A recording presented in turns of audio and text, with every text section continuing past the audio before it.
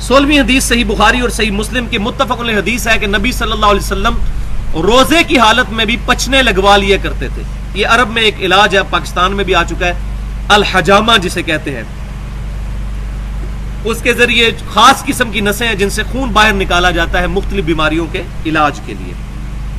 لیکن یہاں پر سنن ابی داؤد اور سنن ابن ماجہ میں بھی ایک صحیح حدیث ہے کہ آپ صلی اللہ علیہ وسلم نے فرمایا کہ جس شخص نے پچنے لگوائے تو وہ شخص پھر اپنا روزہ افطار کر لے, یعنی اپنے روزے کو وہ کنٹینیو نہ کرے.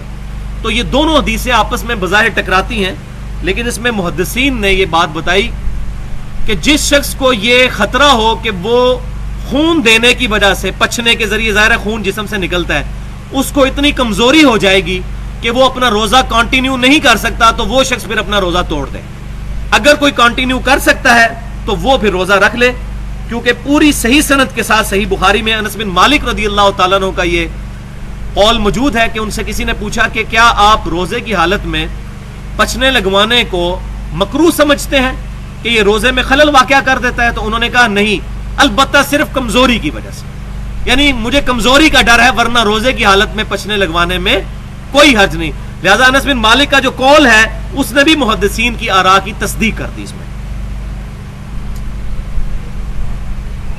اس سے یہ بات بھی پتہ چلی کہ روزے کی حالت میں بلڈ ڈونیٹ کوئی کر سکتا ہے, کیونکہ جسم سے چیز باہر نکل رہی ہوتی ہے, اندر نہیں جا رہی ہوتی.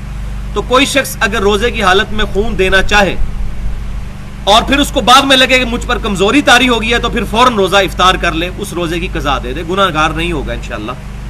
17ویں حدیث تعلیقاً ہے صحیح بخاری میں کہ سیدنا ابن عباس رضی اللہ تعالیٰ عنہما نے فرمایا کہ روزہ جسم میں کوئی چیز داخل کرنے سے ٹوٹتا ہے, جسم سے کوئی چیز نکالنے سے نہیں ٹوٹتا. یہ اتنا زبردست گولڈن آپ رضی اللہ تعالیٰ عنہ کا قول ہے کہ اس نے سارے معاملات حل کر دیے, اور اس قول پر اجماع ہے پوری امت کا, کوئی دوسری رائے نہیں ہے کہ جسم میں کوئی چیز داخل کرنے سے روزہ ٹوٹے گا, نکالنے سے نہیں ٹوٹے گا. اب یہ جرنل قول ہے, اس کے لیے اب کسی اور کی رائے کی ضرورت نہیں ہے. صحابی رسول رضی اللہ تعالیٰ عنہ کی رائے صحیح بخاری میں ہمارے لیے قیامت تک کے لیے رہنمائی ہے کہ جسم میں کوئی چیز داخل کرنے سے روزہ ٹوٹے گا, نکالنے سے نہیں ٹوٹے گا. لہٰذا اگر کسی نے بلڈ ڈونیٹ کیا تو الحجامہ سے بھی ثابت ہو گیا, پچنے لگوانے سے. اس حدیث سے بھی اس میں خون باہر نکلا, روزہ نہیں ٹوٹے گا. پسینہ نکلنے سے روزہ نہیں ٹوٹے گا, جسم میں کوئی چیز داخل کرنے سے. اب داخل چاہے منہ کے ذریعے ہو یا نسوں کے ذریعے ہو یا گوشت کے ذریعے, چاہے طاقت والی دوائی ہو یا بغیر طاقت والی, یا کان میں ٹپکا کے ہو یا ناک میں ٹپکا کے ہو یا آنکھوں میں جس سے حلق تک ذائقہ پہنچ جائے, کسی بھی صورت میں, یا انہیلر ہو یا سگریٹ کا دھواں ہو, کوئی بھی چیز جو انسان اندر لے کر جائے گا جان بوجھ کر.